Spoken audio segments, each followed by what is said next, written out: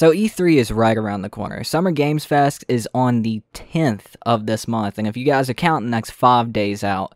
So I think it's just about time that we did our big E3 predictions video, seeing as there could be a lot of major things happening for not only fighting games, but specifically Netherrealm Studios, as we've had some other leaks and insider information that we'll get into. But before we get into that, I want you guys to watch to the end of the video. Even if you don't want to watch this whole video, just click to the end and check out the trailer for the new series that I have coming out, starting with Guilty Gear Strive, called The Fighting Game Dude. But with that out of the way, let's go ahead and jump into this. So like I said, E3 is 5 days out from officially starting. I think there's an event on the 9th where Battlefield 6 is going to be revealed, and I think there might be some other things revealed here and there.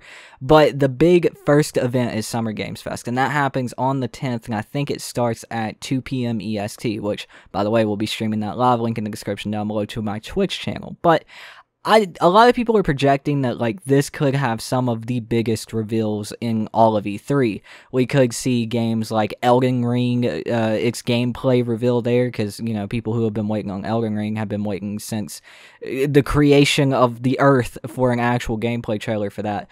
We could see things like Marvel vs. Capcom 2, a remaster, not even a remaster, but just a PC port. Now, I'm thinking on the edge here, but before we get into all of that, all those other games and possible fighting games, let's talk about Netherrealm Studios and what game could possibly be revealed. Now, why are we thinking that there could be a new game reveal for Netherrealm Studios here at this E3? Well, if you've been around MK11 for a while, if you've been keeping up, you know that there's nothing to really keep up with anymore. This game has pretty much died. It stopped receiving content updates for the past 7 months since Combat Pack 2. It has received one small balance update in that span as well. It's basically, I mean, there's nothing wrong with that. The only thing wrong with that is that we have not had the information relayed to us that this game is dead. So there's really nothing wrong with that. We're just in the dead cycle of a video game, waiting on the next one to be announced, because most fighting games live for a while, but Netherrealm Studios, we kind of get fed a new game every 2 years or so, and this one has been the longest. So we're in the dead life cycle for a Netherrealm Studios game, and there's a big event happening. I think people can put that together pretty easily, that it's very likely that we could have a game reveal here at this E3. Now, what game could that be?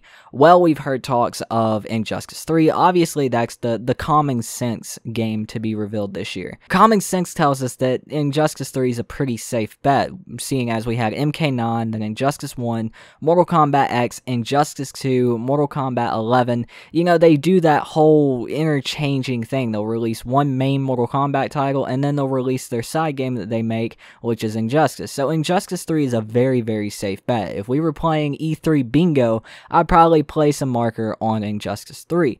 But this is where we get into the more exciting and kind of unexplored realms for the most part.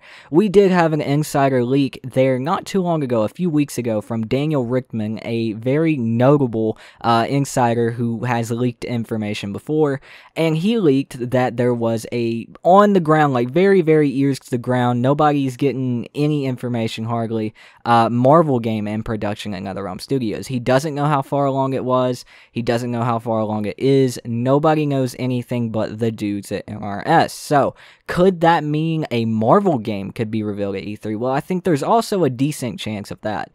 With us not knowing the level of production that it's at, it does seem very likely that that is the one in production, because it seems like Netherrealm Studios seems to be a pretty small studio. They aren't like BioWare with a studio in pretty much fucking everywhere in America.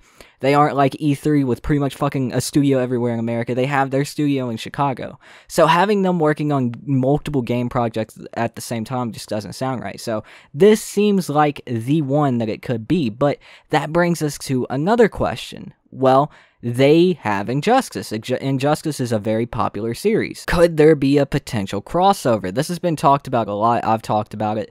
There could be a potential crossover between Marvel and DC with a Marvel versus DC fighting game. It's been a very, very long time since we've had a Marvel versus, or really a versus game besides Dragon Ball, that's been really mainstream and that's actually caught on and stayed alive. And anybody who knows anything about fighting games knows how popular versus games can be. Marvel vs. Capcom, Tekken versus Street Fighter, Street Fighter X Tekken. Let's not bring that one up, actually. So anybody who knows fighting games and the fighting games fans know that we love versus games. And if anyone at Marvel or DC or NetherRealm or whoever owns both is looking at that stuff, they're going to be like, that's the perfect opportunity to actually jump in, capitalize on that market, capitalize on those fans, and get free money. Hopefully somebody at one of those studios got in touch with somebody else at one of the other studios, and both of them viewed that the same way. If in that 25% chance that they did, I think a Marvel vs. DC game is very likely. Some people are back and forth. I'm even back and forth when it comes to it, whether it would actually be a Marvel game or whether it would be Marvel vs. DC, whether that could actually happen with all the rights and licenses and legal shit. Hopefully that could happen. But I think the more likely choices to go with is a Marvel NRS fighting game or Injustice 3. So I think that's where I'm kind of going to cheat and lay my predictions. I'm going to predict Injustice 3, not Injustice 3 and a Marvel fighting game, but Injustice 3 or the Marvel fighting game. And if I'm wrong and it ends up being Marvel vs. DC, I'll be a very happy boy. But I think I'm going to place my money on a Marvel fighting game or an Injustice 3 from Netherrealm Studios. Now, that brings us to this very small section near the end of the video. There's a very, very good chance that we could see something to do with Marvel vs. Capcom at this E3, I think. It has been shown in the past year and a half that the Capcom guys are at least halfway working cordial with the Marvel guys. They don't all completely hate each other after the whole Marvel vs. Capcom Infinite thing, because they both worked with Arcade 1-Up to get some of the older versus games that had to do with Marvel and Capcom made into Arcade 1-Up machines, which is awesome, and that is very good for the future of Marvel vs. Capcom. Now, it's been since 2017, 4 years since we've had anything on Marvel vs. Capcom, and I think I do think it's in our cards to maybe see a Marvel vs. Capcom 2 port to the PC. Now, whether it's just a port to the PC, to the new consoles like PlayStation 5, PS4, Xbox One, Xbox Series X, whether it's just that or whether it's a full-on remaster of Marvel vs. Capcom 2, well, if I was a betting man and that was happening and I had to bet between which one it was, I'd probably lay my money on not a remaster, just a straight port, which I'm completely fine with. They could do what they did with the Street Fighter 30th Anniversary Edition, give it online, give Third Strike, it gave Third Strike online and some of the older Street Fighter games online. Do that with Marvel vs. Capcom 2. Maybe throw in Marvel vs. Capcom 3 and Marvel vs. Capcom 1 there, and package it together as a 3-game thing with great online. Do rollback, please, because MVC3's connection sucked, and I think you're good to go. I think that's likely. And with the new Xboxes coming out, I do think there could be a possibility that we might see something to do with Killer Instinct. Maybe, hopefully. Maximilian Duke has been doing the hashtag bring KI back. He knows people at Xbox. He's been petitioning for KI to come back for the past, I don't fucking know how long. And maybe someone at Xbox is listening, especially with the drop of the new generation consoles. I do think there's at least a 5% chance that we could see something to do with Killer Instinct. Now, as far as Tekken and Street Fighter and everything else goes, I think if we see anything to do with Street Fighter, it's probably going to be Street Fighter 5. I hope for Street Fighter 6 because I'm not the biggest fan of 5. I'd like something more along the lines of Third Strike, just better graphics. And as far as Tekken goes, I don't know if Tekken's still receiving DLC or not. I know they just finished a season, so it could be likely that we see a new Tekken. I think Tekken's been out, Tekken 7's been out technically since 2015 or 2016, somewhere around in there. So it's likely that we might see something for Tekken 8 or maybe for Tekken 7, or not Tekken 7, but Street Fighter 6.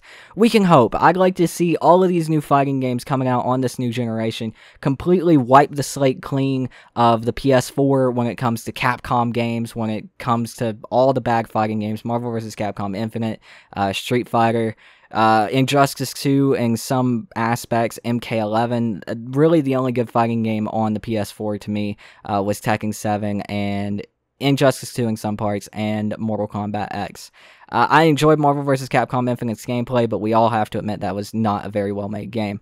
So I just want to wipe this slate clean. I want to see all these fighting games come back. I just want to see all this shit happen. So I'm going to predict all of it and hope I'm right and be sad if I'm wrong. But I want you guys to let me know what you think in the comments down below. What are your predictions for E3 2021? It starts in 5 days.